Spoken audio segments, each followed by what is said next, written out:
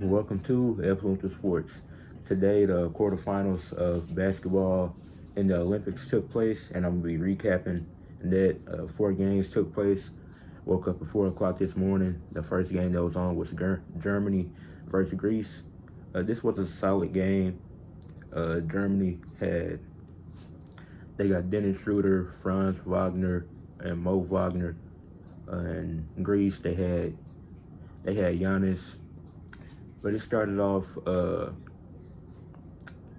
Greece started out with a 10-point lead. They was up 21-11 after the first quarter.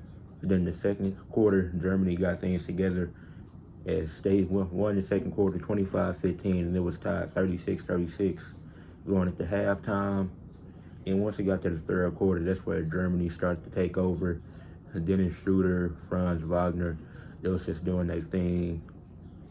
Then Germany got out to a big lead in the third quarter, and they held on to it as it went to the fourth, and Germany ended up getting the win 76-63 and moving on to the middle round. Franz Wagner had 18 points, 3 rebounds, 2 assists, 3 steals, shot 8 of 17 from the field, while Dennis Schroeder had 13 points, 8 assists, 1 steal, and 5 of 12 from the field. As you see, both guys were very efficient. Dennis Schroeder been leading the Olympics in assists, averaging 9 a game. Had 8 today. He was playmaking. He was scoring. He made this one bank three in the first quarter, I think, off glass. Usually, no, it's the second quarter. It was the first or second quarter. I just remember it was in the first half. But Germany played a really good game after getting out to a slow start. Then Giannis, he provided 22 points, 3 assists, 2 rebounds, 9 of 14 from the field, 4 of 6 from the free throw line, in a losing effort. He did everything that he could. It was times where it felt like they just the offense is like stalled, and it was like Giannis had to do everything. He was the one playing point guard, trying to facilitate, and it was like if the ball didn't get in Giannis' hands, it was going to end in a bad play. But the Germany Greece game, it was solid. Wasn't great by any means, but it wasn't bad. It was a solid game. And but next is this was the best game of the day. It was also the most competitive. It was Serbia versus Australia. Serbia with Nikola Jokic and Bogdan Bogdanovic, while Australia had Patty Mills, Josh Giddey, and it was somebody else. I forget. It was a few other notable players that they had, but this was a really good game. Australia, they was blowing out Serbia at first. They got up. Australia, they ended up going up 24 points in the first half. Like they had a really great lead. It was up 24, but that third quarter, Serbia's flipped the switch. Well, actually, first how Serbia got down is that when they took Jokic out, Australia went on a 20-2 run, and they made like 15 shots in a row. And you know when Jokic goes out, Serbia plays really bad, as it was shown in the U.S. game when they played U.S. in the group stage. But then he got back in. They closed in on it. It was a 12-point game by halftime. Coming out of halftime, going into the third quarter, Serbia did really good. They was able to get back into the game.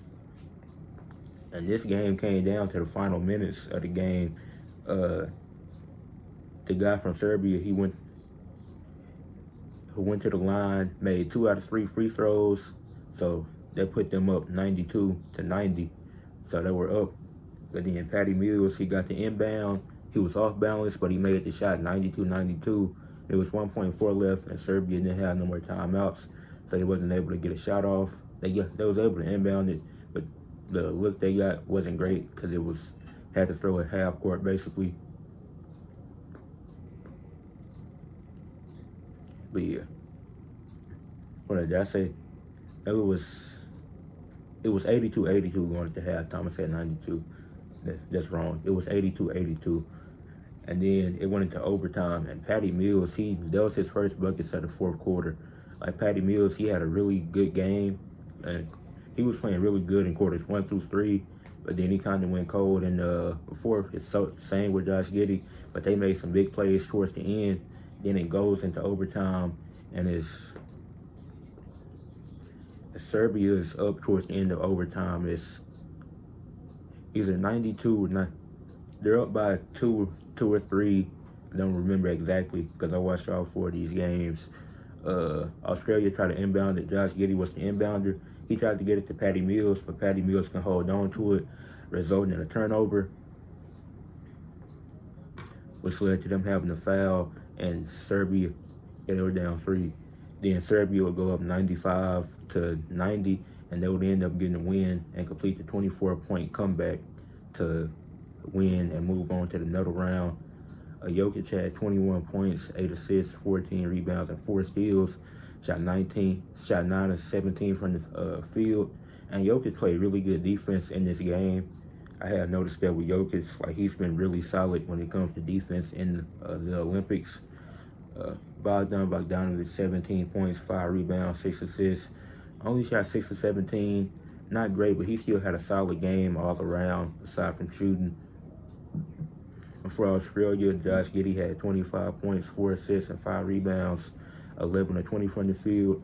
He seemed to have hurt his ankle at the end. I really hope that's nothing too serious and that he'll be ready for the season. And Patty Mills had 26 points, 2 steals, 3 rebounds, shot 11 of 21 from the field. This was a really good game from start to finish. I'm glad I watched all of it because sometimes when it's a blowout, especially in the NBA, I just turn it off and catch up on it the next day if it ended up being close. But I'm glad I stuck with the whole game and watched it because that was really fun. And congrats to Serbia as they move on. The next game of the day, we had France, led by Victor Wembanyama, going up against Canada, led by Shea. A few notes about France. They had Wemby, Evan Fournier, Nicolas Batum, Rudy Gobert, but those aren't even the names that stood out in this game because Wemby wasn't really scoring well. He had a good all-around game, but he didn't score too well. Rudy Gobert only played 3 minutes because of his struggles in group play, but he had a great attitude. He was seemed really happy to be there and cheer on his teammates, so I like that. Then Fournier and Batum, they had a few buckets here and there, but they didn't do too much. Then for Canada, obviously, Shea was going to go off. He did his thing. Jamal Murray, his shooting has been pretty bad. It's like his confidence just seems off. But France, the stat of the game was them getting 42 free throws. They were 33 or 42 from the free throw line, while Canada was 18 or 25 from the free throw line. And I'm usually not one to mention like free throw differential, but it was pretty noticeable in this game that the refs were favoring France because it's like they're big men. They were kind of just like elbowing people, just being really physical and getting way more calls than Canada. And I'm usually one that tries to understand the calls, but it was a really bad showing for the refs in this game. France got to win 82-73, but the two dudes. Well, I'll cover Wemby first. Like I said, he didn't have a great scoring game as he had 7 points and shot 2 of 10 from the field, but he had 12 rebounds, 5 assists, and 3 steals. He was playing really good defense, and when you're struggling offensively, that's all you can do: play good defense, play make, do everything, do all the other things on the basketball court to help your team win, and that's what he did. But the guys that stood out was Quarterfinals and Yabusele. Quarterfinals had 20 points, 3 rebounds, and 3 steals on a very efficient 6 of 10 from the field for France. And Yabusele for France had 22 points and 5 rebounds on 6 of 9 shooting from the field. So like Quarterfinals and Yabusele, they were really good. They had both of them had big performances today to help France advance to the middle round. Shea, he had 27 points, 4 assists, and 5 rebounds. 9 of 19 from the field. Pretty sure he went 8 of 11 from the free throw line. Shea had a really good game. He did what he could to lead his team. It sucks that Canada didn't have Zach Edey and Andrew Wiggins because Zach Edey, he stayed for Summer League, which that's up to him. Maybe next time the Olympics come around, he'll play. And then Wiggins, I covered this on that channel with the whole Warriors situation. but I wish that they could have been there for Team Canada. But France, they are in their home, near in Paris. So congratulations to France on moving on. And in the middle round, France is gonna play Germany. And then the last game of the day was just wrapped up not too long ago. The United States against Brazil. The United States dominated from start to finish. They won 122 to 87.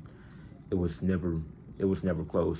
Bruno Caboclo for Brazil had 30 points and 6 rebounds on 13 to 20 from the field. Devin Booker led Team USA today. He had 18 points, 3 assists, and 3 rebounds, 69 from the field. In the group play stage, Booker he was playing great defense, getting in that chair, not doing much on offense. But today he got his chance to shine in the Olympics. Had a great game, great all-around game, very efficient. And now USA is going to be playing Serbia in the middle round. So the two teams that win in the middle round will end up playing for gold, and whoever loses the gold game gets silver, and the two losers of the middle round will play for bronze. So congratulations to all the teams that advanced. Uh, just the Olympics in general, it's been great. It's coming to an end in a few days on a Saturday. Yeah, because today is the 6th, so it's coming to an end in 5 days. But it's been great. I'm excited for the semifinal games with Germany versus France. That's going to be a great one. Then the USA versus Serbia, part 2. But that's it for this video. Leave a like, subscribe to the channel, and comment your thoughts on the quarterfinals for basketball. Peace.